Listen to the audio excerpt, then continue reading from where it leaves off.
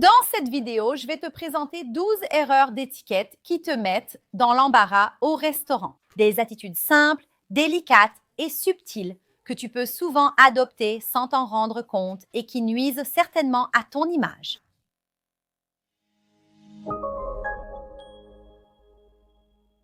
Bonjour, ça va? Je m'appelle Juliana Santiago, je suis consultante et professeure d'étiquette.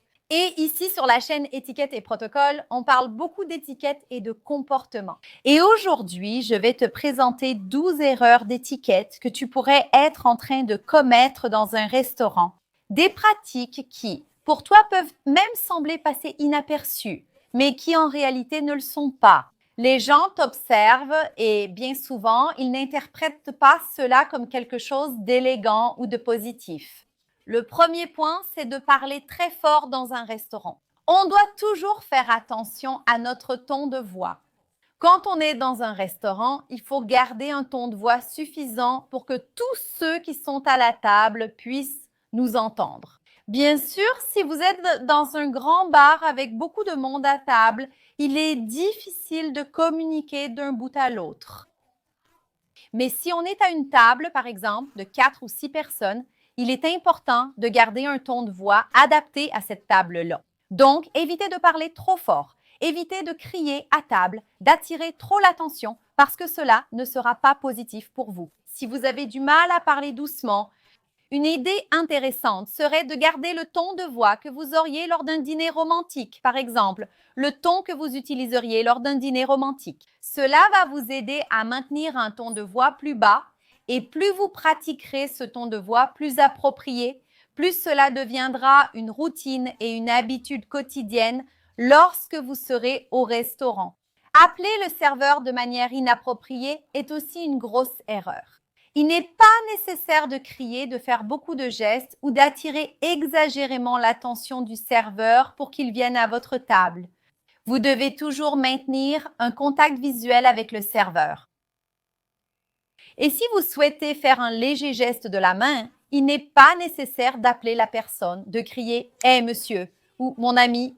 Il n'y a pas besoin de faire cela. Si vous êtes dans un restaurant et que vous avez du mal à recevoir un service, vous pouvez alors demander la permission aux personnes qui sont à table avec vous et vous adresser au responsable, à la caisse de l'établissement ou même à un serveur.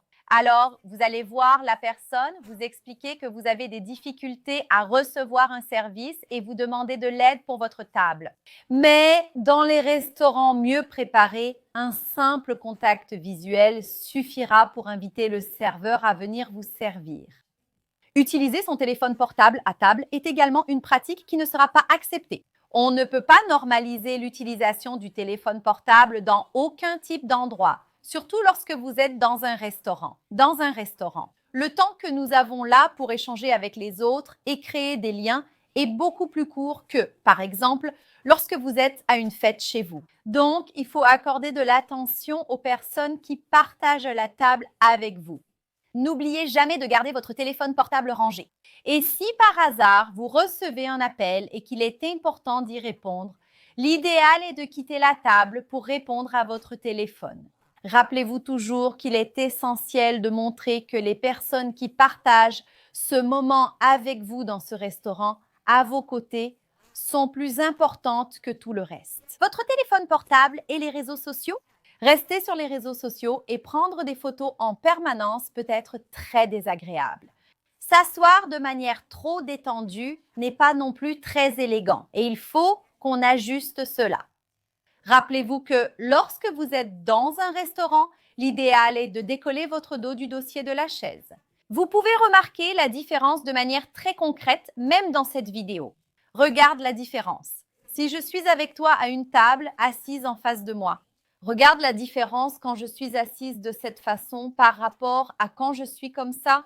Donc, cette posture montre que je suis intéressée, que j'ai envie de participer, que j'ai envie de discuter. Donc, l'idéal quand tu es à table, c'est de décoller ton dos du dossier de la chaise. Cela va montrer beaucoup plus de présence et de prestance. Souviens-toi aussi qu'il ne faut pas trop pencher ton corps sur la table, surtout lorsqu'il s'agit d'une table où tu vas prendre un repas, c'est extrêmement inacceptable. Parlons un peu plus des relations avec les personnes qui travaillent dans l'établissement. Je ne peux pas m'empêcher de souligner ici qu'une grosse erreur est de se plaindre de manière très grossière. Je sais que, bien souvent, on peut se retrouver dans un restaurant et que les choses ne se passent pas comme prévu. Parfois, le service n'est pas satisfaisant, parfois la nourriture n'est pas comme on le souhaitait, parfois elle met trop de temps à arriver. Dans ce cas, il faut prendre certaines précautions et savoir comment s'exprimer sans perdre notre élégance et sans manquer de respect. L'étiquette repose sur le respect et l'empathie. Donc, si jamais vous sentez que les choses ne se passent pas comme prévu, l'idéal, c'est de vous lever et d'aller voir une personne responsable du restaurant pour pouvoir expliquer ce qui se passe. Si le serveur vient vous présenter un plat, par exemple, et qu'il n'est pas comme vous le souhaitiez, c'est quelque chose que vous devez signaler immédiatement sur le moment. Ou, par exemple, vous avez commandé un Coca normal et on vous a apporté un Coca zéro. Ce sont des choses que vous devez signaler rapidement. Comment devez-vous agir dans ce cas? Vous allez regarder la personne et dire « Merci beaucoup pour le plat que vous m'avez apporté ». Ou, si c'est pour la boisson, « Merci beaucoup pour la boisson ». Mais ce n'est pas ce que j'ai commandé. J'avais demandé un filet d'entrecôte et vous m'avez apporté un filet de tilapia. Pourriez-vous confirmer, s'il vous plaît, et valider ma commande? J'attends votre retour. Alors, il est intéressant de garder un ton de voix un peu plus bas, de vraiment se retenir pour ne pas être grossière avec l'autre personne. En effet, quand on traite les autres personnes avec gentillesse, on les traite avec affection. Elles veulent vraiment nous aider spontanément. Elles veulent nous soutenir. Elles veulent nous accompagner dans ces échanges possibles. Et tout cela finit par se passer de manière plus légère. Donc, bien traiter les gens ne fera qu'améliorer tout votre processus dans cet établissement, le rendant encore plus positif et intéressant. Et il y a une chose que nous devons souligner qui est aussi une grande erreur d'étiquette. Ce n'est pas seulement parler avec grossièreté, mais aussi maltraiter les gens. Parfois, tout se passe bien pour vous. Votre expérience est merveilleuse, mais le serveur apporte quelque chose et vous êtes incapable de le remercier. Donc, pas seulement lorsque vous allez vous plaindre de quelque chose ou quand quelque chose ne correspond pas à vos attentes. Pendant toute votre expérience dans ce restaurant, vous devez bien traiter le serveur. Toutes les personnes qui vont vous servir là-bas, la personne qui souvent va nettoyer la table. Alors, souvenez-vous toujours de remercier. Si la personne, par exemple, vous suggère un vin, mais que ce n'est pas le vin que vous souhaitez ou qu'il n'est pas dans la gamme de prix que vous souhaitez payer. Ne dites pas « vous ne proposez que des choses chères ». Si la personne est cordiale, remerciez-la. Merci beaucoup pour la suggestion, mais je cherche quelque chose de plus abordable. C'est un peu trop cher pour moi. Je pense que je vais opter pour cette autre option de vin. Maltraiter les employés, que quelque chose se soit passé ou non dans cet établissement, c'est inacceptable. Abuser de l'alcool, c'est aussi quelque chose qu'on doit souligner. Très souvent, vous partagez cette table avec des collègues de travail, avec des personnes avec qui vous n'êtes pas très proches.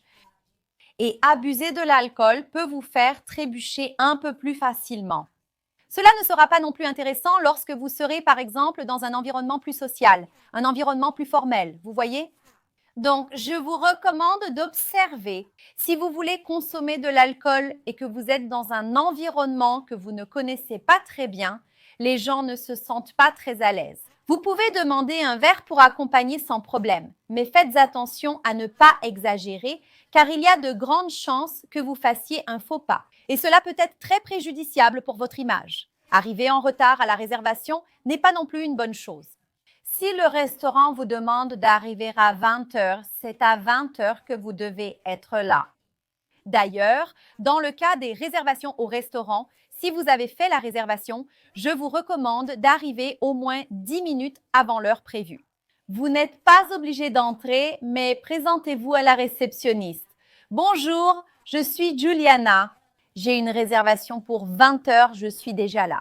J'attends, d'accord. Je sais que je suis arrivée un peu en avance, mais je voulais m'assurer et je suis déjà là à attendre. Aujourd'hui, malheureusement, les gens arrivent toujours en retard, ce qui finit parfois par te contrarier. Parce que tu es arrivé à 20h10 et tu as perdu ta réservation qui était prévue pour 20 h pour 8 h du soir. Fais très attention à ça. De nombreuses pratiques souvent de simples attitudes, doivent être ajustées dans notre comportement. Et ici, sur la chaîne, je parle toujours dans les vidéos de choses du quotidien qui peuvent faire la différence dans ta vie de tous les jours. Et si tu aimes le contenu que je publie ici, mets la vidéo en pause et mets un like, ça aide énormément. Mets un like, abonne-toi à la chaîne et suis Etiqueta et Protocolo sur les autres réseaux sociaux aussi. Pousser l'assiette quand tu as fini de manger, c'est aussi une autre erreur et c'est une erreur que je vois très souvent. Les gens la commettent. Les gens ont l'habitude de laisser l'assiette, ils la poussent quand ils ont fini de manger. Parfois, les gens font même ça à la maison aussi et à force de le faire à la maison, ils finissent par faire ça aussi dans les établissements. Alors, qu'est-ce qu'on doit observer? Vous avez fini de manger, vous avez terminé votre repas. Placez la serviette à gauche et les couverts en position de faim. Supposons que ces couverts ici ne fassent pas partie du service. Laissez la fourchette à gauche, les couverts en position de faim. Ceci est un signe silencieux et de cette façon, le serveur comprendra que vous avez terminé sans que vous ayez à dire un mot. Alors, faites cela parce que vous allez communiquer de façon silencieuse avec les personnes du restaurant et votre assiette sera retirée. Un autre point qui montre que vous n'avez pas d'élégance et que vous ne connaissez pas les règles de l'étiquette, c'est votre comportement à table dans un restaurant. Rappelez-vous toujours que lorsque vous êtes présenté au couvert, dans n'importe quelle situation, vous devez toujours commencer par ceux qui sont à l'extérieur et aller vers l'intérieur. Alors, dans ce cas, ici, je vais même enlever les verres pour que vous puissiez mieux voir.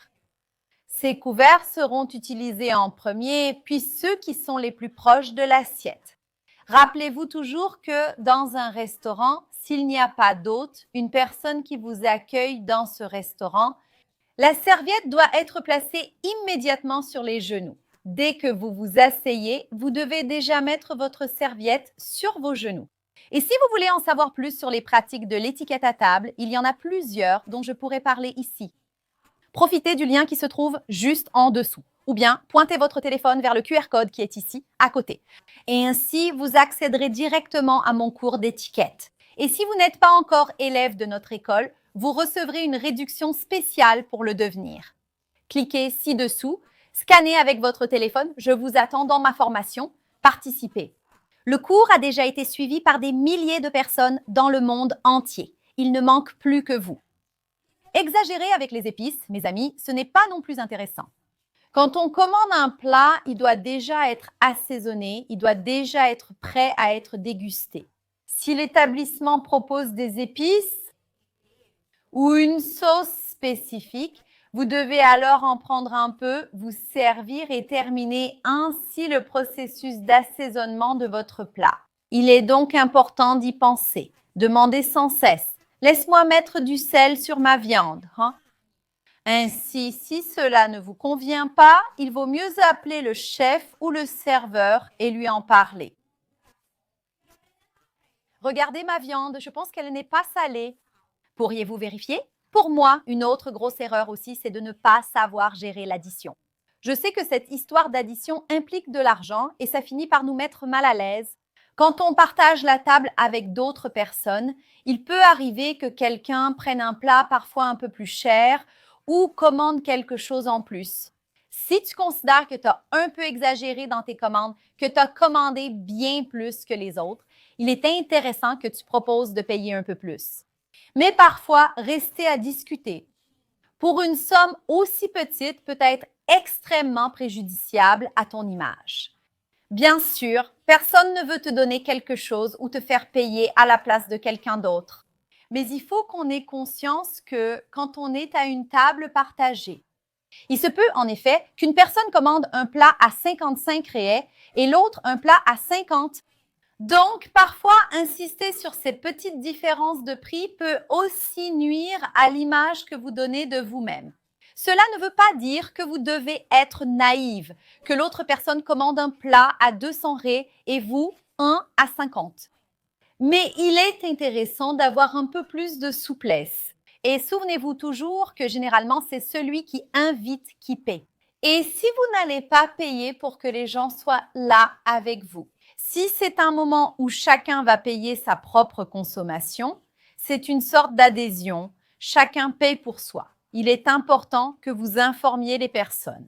Être pris par surprise à ce moment n'est pas agréable. De plus, discuter l'addition est aussi une erreur d'étiquette. C'est quelque chose qui nous fait paraître tellement sans classe, n'est-ce pas? Et j'ai déjà fait une vidéo avec 12 erreurs d'étiquette qui vous font paraître sans classe. Et je ne veux pas que cela vous arrive. Alors, cliquez ici à côté et regardez cette vidéo à la suite. À bientôt!